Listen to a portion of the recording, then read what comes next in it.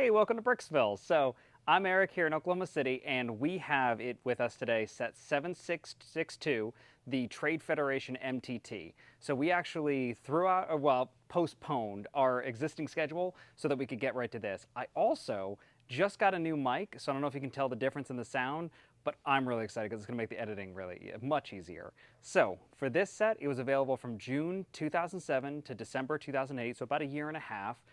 Nowadays, it's about $800 to $1,000 to get it new and about $300 used. Now, originally, this was $100, so bit of a jump. So we're going to look at it and see what makes it so special and kind of whether we like it or not. So, what is an MTT? So in Star Wars, it stands for Multi-Troop Transport, which most people know this vehicle from the Battle of Naboo, when you had kind of, I think, several of them come over a hill, and then it was kind of the giant show of force, because instead of having the waves of troops marching in from far away, you had just a few vehicles roll in and then all of a sudden unload massive waves of B-1 droids, which are kind of the more simplistic droids like this. Now, in Star Wars, this would hold 112 classic droids. This doesn't have 112 minifigs. I wish it did, but it doesn't. But it's a really good representation of the overall shape. They did an earlier one that really didn't capture the overall shape, and I mean, it was a good representation, but this one is honestly like the epitome of the overall shape. So I'll get more into the individual details, but the overall structure, you have the pilots kind of capped or quarters up there. Then you've got the droids come out from the center here, so that all in there, and then there's a little bit of a bay back here for this speeder, and then you've got kind of all the engines and workings and shield generators and everything kind of throughout the back. But let's get into the minifigs and see what they got. This set has a massive number of minifigs, but most of them are B-1 battle droids, which are in kind of everything, so it does take down the excitement a little bit, but they definitely didn't skimp. In total, there's 21 minifigs, but 16 of which are the B-1 battle droids, kind of all lining the back here. Now, this is the classic B-1 battle droid with one straight arm and one bent arm, which allows you to kind of hold a gun or kind of hold rails on things. You can also mix and match, because if you want the B-1 to kind of hold onto bars, and you need two bent arms, but then you can just swap it from another one. Then you've got the two battle droid security, which are the ones in red. Now, this one has been in quite a few sets, but these are kind of the overall heavy security, protect the actual MTT itself, and kind of, it's good to have those red torsos, dark red torsos at that. Then we have two exclusive minifigs, so 3 total, but 2 different types of exclusive minifigs to this set. So the first one is actually the battle droid pilots, which are the ones in blue. Now, this one, a very similar one, was done in another set where they painted tan on the front. So instead of a solid red torso, it was just blue around the edges and kind of around that. But this one is the only time that they did it in solid blue. Then we've got the Droideka. Now, the Droideka is actually the most expensive to replace, because this is, I mean, the nickname is kind of the copper top for this one. They only did copper, for the actual Lego copper color, for 4 years, from 2004 to 2008. And each of those slope pieces on the top is about $18 to $20 to replace. And that's because, since they only did copper for such a short amount of time, they kind of did reddish copper other years and other kind of similar-ish colors, but just a true copper. If you want to do a mock or a creation where you want copper pieces, you don't have a whole lot to draw from. So what is left is pretty desirable. So this one, it's pretty standard to other Droideka designs, except for that copper color. So for the main part of this structure, and the reason why we're all here, so the loading and unload function of this is really cool. You've got 2 gears right here, and then when you turn this, the whole thing moves out. Now, I thought, because of the overall structure of the door on the bottom, that you'd be able to push it open with it. When I try to do that, it just pops off the door every single time. So It really doesn't have enough clutch power to do that, but they can roll out like this, and then they're ready to go. Now, in the actual MTT, you would have these start unfolding, and then it lines them all out on both sides.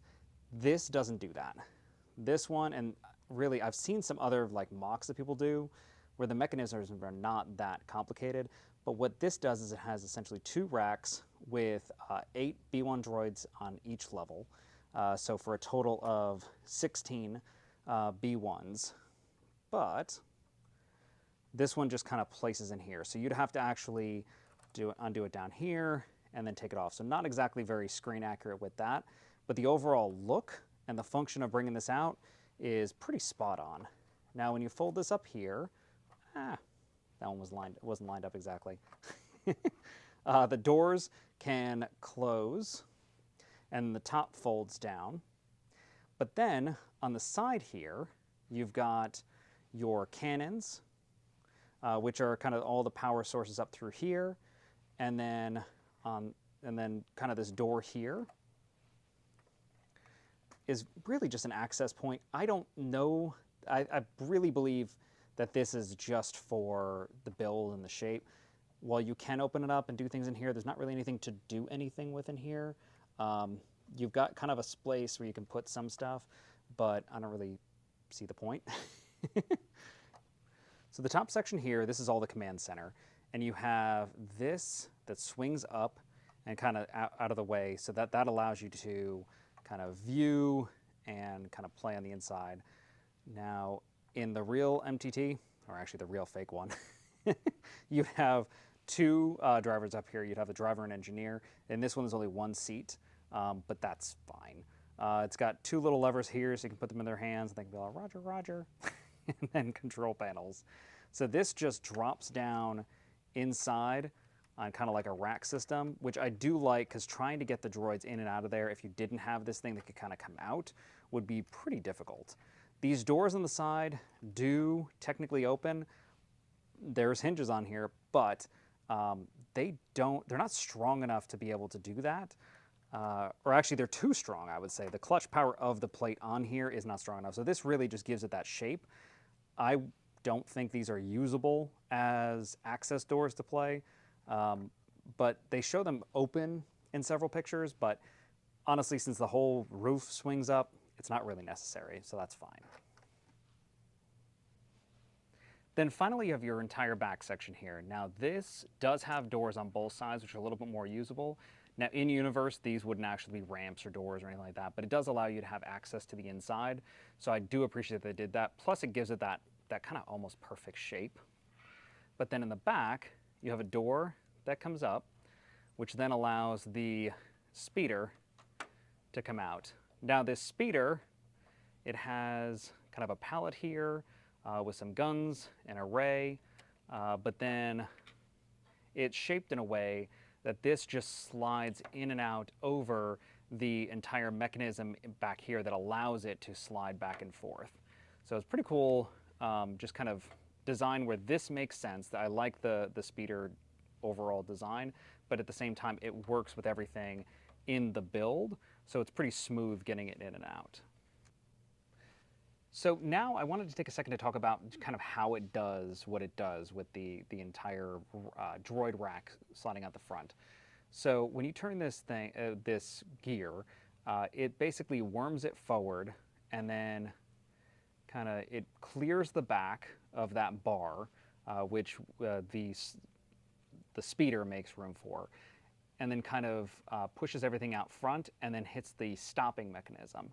Then when you roll it back up and you're all the way back in, there's another brick that kind of stops it from going any further. So it's actually a pretty good mechanism, and it's smooth. That's what I will say. Overall, I love the set. This representation of the MTT in the show and the movies and everywhere is spot on. Now, one of the earlier ones that they did, like we talked about, was kind of like, I don't know, the shape wasn't quite right. I may show a picture right here, but this one is kind of really spot on. The only real things that, kind of the positives and negatives. Positives, the number of minifigs is extraordinary.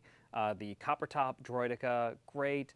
the overall function of the troop carrier and kind of where it goes out to deposit the droids, fantastic. Negatives, it doesn't really fold out, that same mechanism, so you kind of have to use your imagination, just kind of like, as a kid or as an adult, you just kind of do, put them out front, and then be like, ta-da!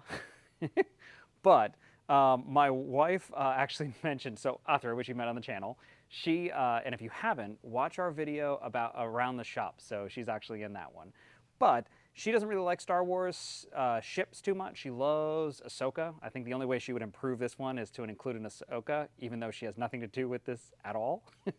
But she really loved kind of the whole structure of it. As soon as she saw it, she was like, boom, that's the one in the show. So this one, now, it's great for the price. Of even $300 on the low end for used. It'd be real hard to build an army out of these, but to have this in a scene, just one of them, is amazing.